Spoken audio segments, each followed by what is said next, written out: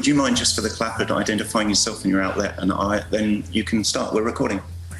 I can indeed. It's Angela Bishop, excuse me, from Network 10 Australia. Don't laugh. I've got to hear that cough again. That's a good cough. Some people had a late night Don't do that out in public. No, I had a late night, exactly. That'll scare the kiddies. And some of us had a late night last night because we had a terrific premiere. So anyway, let's get underway. Action. Lucy, I'm home. Why is this coming out now? Lucille Ball's a threat to the American way of life?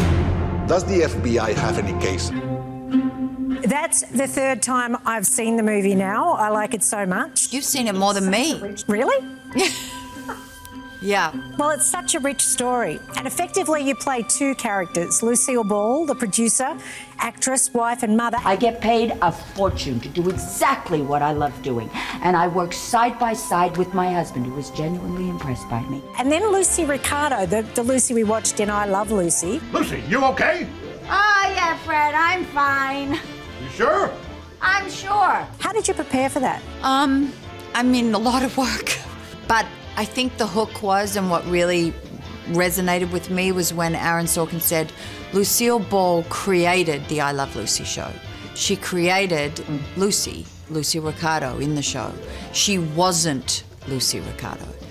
And I went, okay. And as Lucille says, I'm not funny. I do comedy, but I'm actually not funny.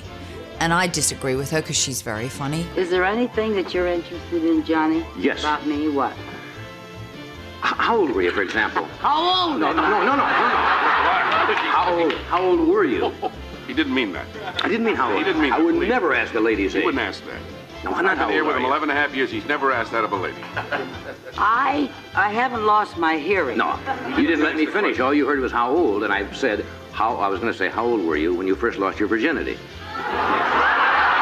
She's very dry, and she had a very, very sharp wit and a sharp mind, but she wasn't a clown. She could construct that physical comedy and that extraordinary show where you would belly laugh watching it, but it was meticulous and detailed.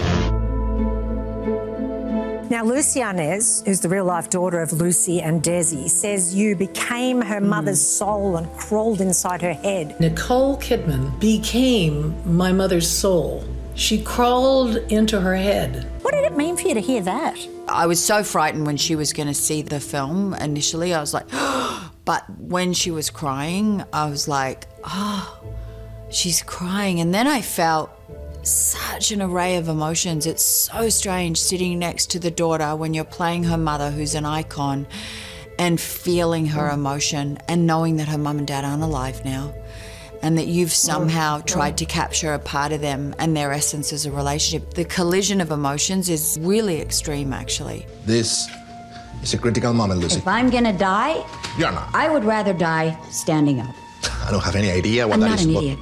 I didn't check the wrong box. You saw the headline. You can see the headline from outer space. Then please. Grandpa Fred raised me from when I was age 4. He cared about the little guy. He cared about workers' rights. It was a tribute to him. And to say that I checked the wrong... Grandpa Fred was wrong, Lucy! Award nominations are pouring in for your performance, madam. You received both a Golden Globe and a Critics' Choice nod for Best Actress. Stay with me. So big congratulations there. And there is, and I love this phrase, Oscar buzz as well. Now, I know you well enough to know sometimes you can be a little bit shy. How do you prepare yourself mentally for awards season? You go, anything that comes our way, very grateful for. We did our best and it'll play out how it's going to play out. At some point it's just with the movie gods, isn't it? And you just go, okay, we showed up and we did what we could, and now the rest of it is, we have to throw that up to the movie gods and go, what happens, happens. I just want people to see the film. I want people to celebrate Aaron Sorkin because he's so talented, and I would love people to discover or rediscover Lucy. George, Julius, Stephen. No, it's me. Oh, yes, of course. It has been so full on. You've been so busy, from filming 9 Perfect Strangers here to doing Being the Ricardos. What's next? Spent an enormous amount of time here.